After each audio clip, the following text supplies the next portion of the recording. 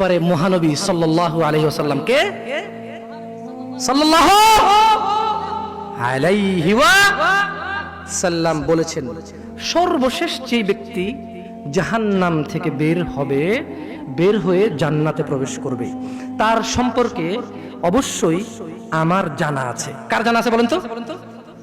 হ্যাঁ, আমার কথা মনে দিয়ে শুনতে হবে। আমি বলছি না আমি এখানে ক্লাস টাইপের করবো, ওয়াজ টাইপের করবো না।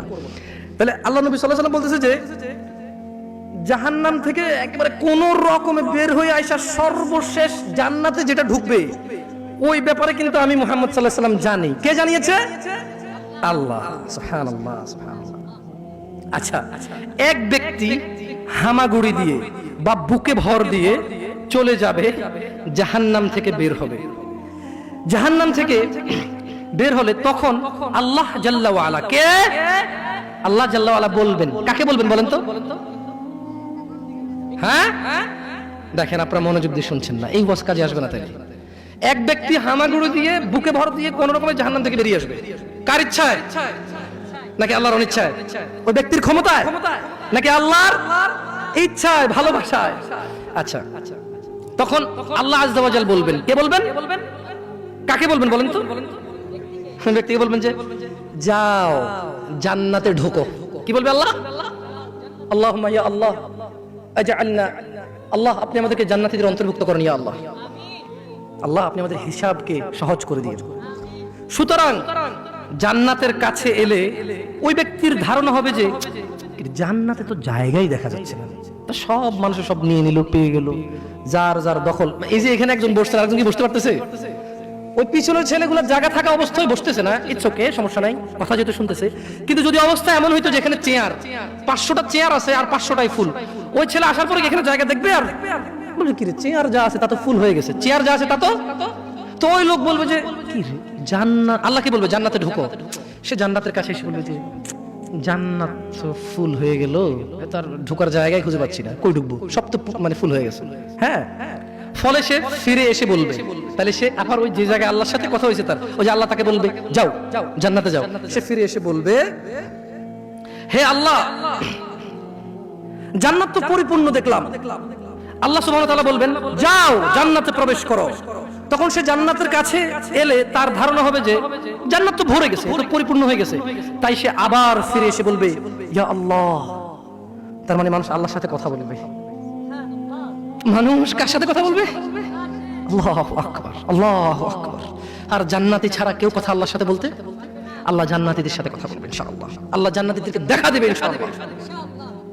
জান্নাতীরা জান্নাতের সমস্ত নেয়ামত ভুলে যাবে আল্লাহকে দেখে। লা ইলাহা ইল্লাল্লাহ। আল্লাহ বলবে যাও জান্নাতে যাও। সে এসে বলবে যে ইয়া আল্লাহ জান্নাত তো পরিপূর্ণ হয়ে গেল, এটা সে ধারণা করে নেবে, ঠিক আছে? তাই সে বলবে ইয়া আল্লাহ জান্নাত পরিপূর্ণ হয়ে গেল। তখন আল্লাহ সুবহানাহু ওয়া তাআলা বলবেন যে যাও জান্নাতে প্রবেশ করো। কয়বার বললো? এরপর আল্লাহ বলল যে তোমার জন্য থাকলো পৃথিবীর সমতুল্য। কার সমতুল্য? বলেন তো পৃথিবীটা কত বড়? কে বলতে পারে? একজনও পারবেন না। পারবেন? এই যে আটলান্টিক মহাসাগরটা কি পৃথিবীর বাইরে? বঙ্গোপসাগরটা কি পৃথিবীর বাইরে? অ্যামাজন জঙ্গল এটা কি পৃথিবীর বাইরে? এই পৃথিবীতে যতগুলো দেশ স্বাধীন অথবা পরাধীন এগুলো কি পৃথিবীর বাইরে? পশ্চিম থেকে পূর্ব, উত্তর থেকে দক্ষিণ পৃথিবীর বাইরে? তো সাইজ কত বড়? লা ইলাহা ইল্লাল্লাহ। যে সব চাইতে কম পাবে, সবচাইতে কি এর চাইতে কম আর কেউ পাবে না, তাকে আল্লাহ কি বলবে? যাও পৃথিবীর সমতুল্য এবং তার 10 গুণ। আল্লাহুম্মা ইন্না নাসআলুকাল জান্নাহ, বলেন আমিন। আল্লাহুম্মা ইন্না নাসআলুকাল জান্নাহ, আল্লাহুম্মা ইন্না নাসআলুকাল জান্নাহ, আল্লাহুম্মা ইন্না নাসআলুকাল জান্নাহ, আল্লাহুম্মা ইন্না নাসআলুকাল জান্নাহ। ইয়া আল্লাহ আমরা চাই আল্লাহ আপনি আমাদেরকে জান্নাত দিয়েন। ইয়া আল্লাহ আমরা চাই আল্লাহ আপনি আমাদেরকে জান্নাত দিয়েন। ইয়া আল্লাহ আমরা চাই আল্লাহ আপনি আমাদেরকে জান্নাত দিয়েন। আল্লাহ বলবে যাও তার 10 গুণ পরিমাণ বিশাল জান্নাত। অথবা আল্লাহ বলবেন তোমার জন্য পৃথিবীর 10 গুণ পরিমাণ বিশাল জান্নাত রইল। তখন ওই লোকটা বলবে হে প্রতিপালক, পৃথিবীর রব আপনি, আপনি কি আমার সাথে ঠাট্টা করছেন? আপনার সাথে কি ঠাট্টা মানায়? কারণ লোকটা 3 বার জান্নাতের দিকে আসবে, এসে দেখবে জান্নাত পরিপূর্ণ। সে 3 বার আল্লাহর কাছে বলবে ইয়া আল্লাহ জান্নাত তো পরিপূর্ণ, তখন যখন ওই লোকটাকে আল্লাহ বলবে, যাও, এ পৃথিবী সমান 10 গুণ তোমার, যাও প্রবেশ করো, খাও, পান করো, এবং রবের সন্তুষ্টির সাথে অনন্ত জীবন, মৃত্যুবিহীন জীবন, বার্ধক্যবিহীন জীবন, চিরযৌবন শক্তিশালী জীবন বসবাস করো। পৃথিবী সমান, পৃথিবীর চাইতে 10 গুণ সমান তোমার। তখন সে বলবে, আল্লাহ, আপনি পৃথিবীর প্রতিপালক, আপনি কি আমার সাথে ঠাট্টা করছেন? এটা কি আপনার সাথে মানায়? আল্লাহু আকবার। বর্ণনাকারী বলেন, তখন আমি রাসূলুল্লাহ সাল্লাল্লাহু আলাইহি সাল্লামকে এমন ভাবে হাসতে দেখলাম যে রাসূলুল্লাহ সাল্লাল্লাহু আলাইহি সাল্লামের চোয়ালের দাঁতগুলো দেখা গেল। তিনি বললেন, এই হলো সর্বনিম্ন মানের জান্নাত। বলেন, আপনি কি ভোগ করতেছেন আর কি অপেক্ষা করতেছেন? বলেন, বলতে পারবেন? বলতে পারবেন? দিনী ভাইরা, আল্লাহ আমাদেরকে বুঝার তৌফিক দান করুন। হে মানুষ, মহিলা এবং পুরুষ, তোমরা যারা এসেছো, প্লিজ, তোমরা তো জানো না কখন তোমরা মরবা। শোনো, তুমি অপরাধ করিও যদি তোমার মনে হয় আল্লাহ তোমাকে দেখে না, তখন করিও। তুমি অপরাধ করিও যদি তোমার মনে হয় আল্লাহ তোমাকে জিজ্ঞেস করবে না, তুমি নিশ্চিত বেঁচে যাবা। তুমি অপরাধ করিও যদি তোমার মনে হয় যে আল্লাহ তোমার জন্য জাহান্নাম নির্ধারণ করবে, আর তুমি আল্লাহকে বলবা, আল্লাহ আপনি বললেই হবে না, কেন জাহান্নামে যাব। যদি এই ক্ষমতার অধিকারী হও, তাহলে তুমি অপরাধ করিও। তোমাকে বলি, মহিলা, মা, বোন, চাচা, চাচি, নামাজ ছাড়া মানুষ মুসলমান থাকে না। ওয়াল্লাহি আমি বলছি না কোথায় বাঁধবেন, তর্ক পরে।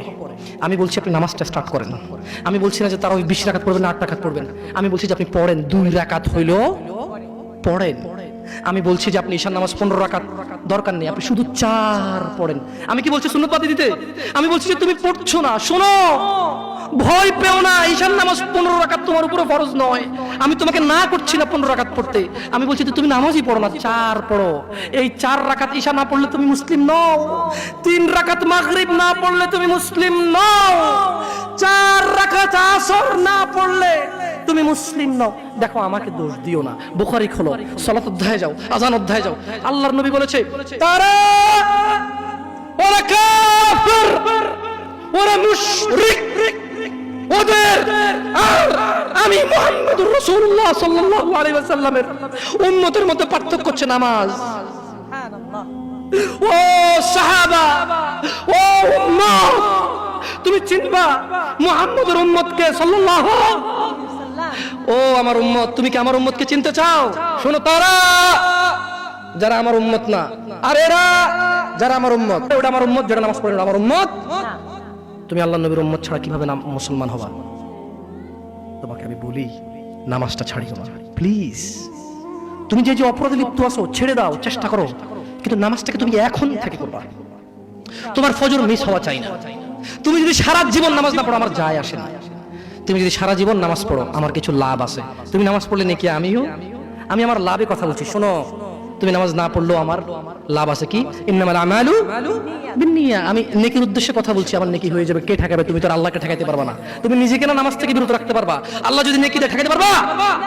তাহলে আমরা সবাই মিলে বলি, আল্লাহর দিকে তাকিয়ে শেভ করিয়েন না। দেখেন, এটা অনেক কিছু না, এমন না যে শেভ করলে আপনি একেবারে কাফের হয়ে গেছেন, মুশরিক হয়ে গেছেন, এমন না।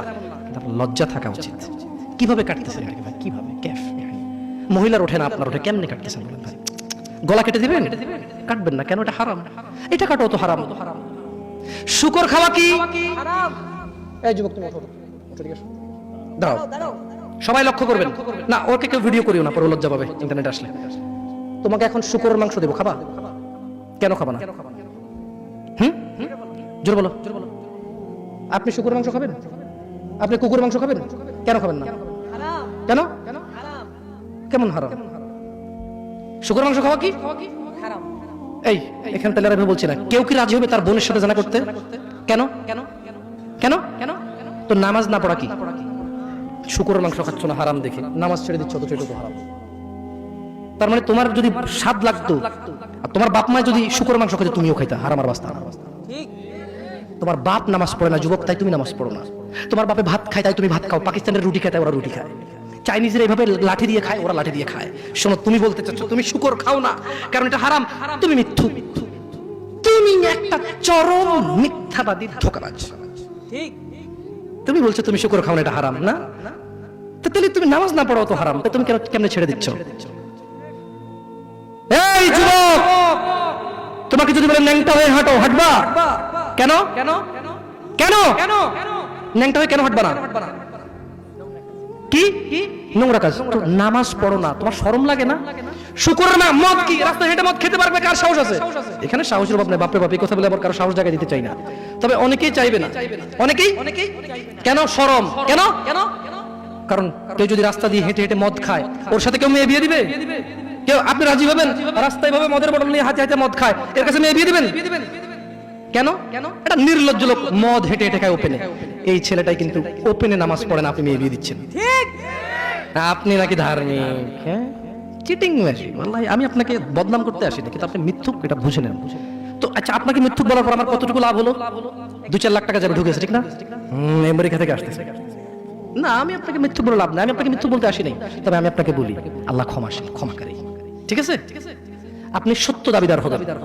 একটা ছেলে প্রকাশ্যে মদ খেলে আপনি তার সাথে মেয়ে বিয়ে দেন না। একটা ছেলে প্রকাশ্যে নামাজ আদায় করে না। আল্লাহর কসম, এই পৃথিবীতে যত মদ আছে সবাই যদি একজনে খেয়ে ফেলে, সে কাফের হবে না। কি হবে না? কিন্তু এক ওয়াক্ত নামাজ ছেড়ে দিলে কাফের। ঠিক। আপনার কাছে মদ খাওয়াটা, আমি কি মদ খাওয়াকে ছোট করে দেখতেছি তার মানে না? এখন কিছু লোক বলে, জামশেদ ভাই বলছেন নামাজ না পড়া অনেক বড় অপরাধ। আর মদ খা তুই, পুরো পৃথিবীর সব খেলা কিছু না। আমি মনে হয় এটা বলছি, ঠিক না? না, এরকম বুঝে ভাই, বুঝে এরকম অনেকে আছে বুঝে। এটা বুঝিয়েন না, আমি উদাহরণ দিয়েছি। শরম করুন। আপনি বাপের সামনে সিগারেট খেতে লজ্জা করে, বাপের সামনে বেনামাজি থাকতে লজ্জা করে না। আপনারা আপনার স্ত্রীদের সাথে যে ঘুমান, ছেলে সন্তানের সামনে ঘুমান, লজ্জা করে, কিন্তু ছেলের সামনে বেনামাজি থাকেন, লজ্জা করে না। আপনি বুঝেন, এই পৃথিবীতে লা ইলাহা ইল্লাল্লাহ বলার পরে, লা ইলাহা ইল্লাল্লাহ বলার পরে, ওয়া আন্না মুহাম্মাদুর রাসূলুল্লাহ বলার পরে শিরক, আল্লাহর সাথে অংশীদারিত্ব হচ্ছে সবচেয়ে বড় অপরাধ। ঠিক আছে? এরপর কাজ হচ্ছে সালাহ, এরপর কাজ কি? নামাজ, এরপর কাজ কি? নামাজ। আপনি জানেন এই নামাজ না পড়লে মানুষ কাফের হয়ে যায়, অথচ মানুষ ন্যাংটা হয়ে হাঁটতে লজ্জা পায়, মানুষ প্রকাশ্যে মদ খেতে লজ্জা পায়, মানুষ প্রকাশ্যে দাঁড়িয়ে পেশাব করতে লজ্জা পায়, মানুষ প্রকাশ্যে প্রেমিকের সাথে কথা বলতে লজ্জা পায়, মানুষ বাপের সামনে সিগারেট খেতে লজ্জা পায়, মানুষ প্রকাশ্যে শুকর মাংস খাবে না, মানুষ প্রকাশ্যে সিগারেট খায় না, মানুষ প্রকাশ্যে গাঁজা খায় না, মানুষ প্রকাশ্যে নাচে না, মহিলারা প্রকাশ্যে গোসল করতে লজ্জা পায়, পুরুষরা প্রকাশ্যে পায়খানা করতে লজ্জা পায়। কিন্তু কেউ এত জঘন্যতম অপরাধ যা না করলে কাফের হয়ে যায়। প্রকাশ্যে সবাই আজান চলে, কেউ মসজিদে আসে না, কেউ লজ্জা পায় না। ঠিক। তাহলে দুনিয়া কি বলেন তো? তুচ্ছ খেলতামাশা। নামাজটাকে ঠিক করেন। যদি আল্লাহ আমাকে বাঁচায় রাখে, আগামী বছর আনলে, আজকে পরিচয় দিয়ে গেলাম। কি দিয়ে গেলাম? আমার নাম জামশেদ মজুমদার, এটাই আমার চলে। কোনো আলেম মোল্লা মুন্সি তেমন কিছু না, কোন রকমের যা পারি তা বলি। যদি আপনাদের প্রয়োজন হয় ভবিষ্যতে ডাকবেন। আজকে আল্লাহ ভীতি নিয়ে কথা বলে গেছি, পরবর্তী সময় আসলে ইনশাআল্লাহ কোন আমাল করলে মানুষ জান্নাতে যাবেই যাবে, এটা নিয়ে কথা বলবো ইনশাআল্লাহ। আসসালামু আলাইকুম ওয়া রাহমাতুল্লাহি ওয়া বারাকাতুহু। আমি তো হারাম রিলেশন সম্পর্কে এগুলো বলা আছে অনেক। হারাম রিলেশন না, যারা প্রেম প্রীতি করে, এগুলো নিয়ে না। তাহলে এটা মানে পরকিয়া। আমাকে দেখেছি কই প্রশ্ন কোথায়? না, প্রশ্নটা লিখতে বলেছিলাম, তো দেখা হয়নি। পরকিয়া করতে। আচ্ছা, একটা প্রশ্ন করি আপনাদেরকে। প্রশ্নটা হচ্ছে, ঘুকে বিসমিল্লাহ বলে খেলে হারাম হালাল হবে? কে হাসতেছেন কেন? ঘু বিসমিল্লাহ বলে খেলে হারাম হবে না হালাল হবে? হারাম হবে। কেউ যদি জিনা করতে যায়, যদি বলে যে বিসমিল্লাহ আল্লাহুম্মা জান্নিবনা শাইতান ওয়া জান্নিবিশ শাইতানা মা রাযাকতানা, জিনাটা হালাল হয়ে যাবে? হ্যাঁ? কেউ মক্কা শরীফে গিয়ে কাবার পাশে বসে যদি মদ খায়, হালাল হয়ে যাবে? তো আপনার সাথে পুরুষে কথা বলা গুনাহ, পুরুষ মহিলার সাথে কথা বলা গুনাহ। তো এটা কিভাবে হালাল করবেন? একটা ছেলে বলতেছে যে হুজুর আমরা প্রেম করি, বিয়ে করলে হালাল হয়ে যাবে না? আমি বললাম বলদ, বিয়ে করলে তোর প্রেমটা হালাল হবে না, তো ওটা তো গুনাহ। তুই কবুল বলার 1 সেকেন্ড আগ পর্যন্ত এগুলো সব গুনাহ ছিল। কবুল বলছস, কবুল না বলে যে কাজ করেছিস আর কবুল বলে যে কাজ করবি, পার্থক্য হচ্ছে কবুল বলার পরে যতগুলো করবি এগুলো আর হারাম হবে না, কিন্তু কবুল বলার আগে যা করেছিস সবই হারাম। হারামকে কখনো হালাল বানানো যাবে না। বরঞ্চ এটা করতে পারিস যে আমি হারামে ছিলাম, আমি এখন এটা হালাল করেছি, আল্লাহ তুমি আমার হারামটাকে ক্ষমা করো। হারাম কখনো হালাল হবে না। আসসালামু আলাইকুম ওয়া রাহমাতুল্লাহি ওয়া বারাকাতুহু।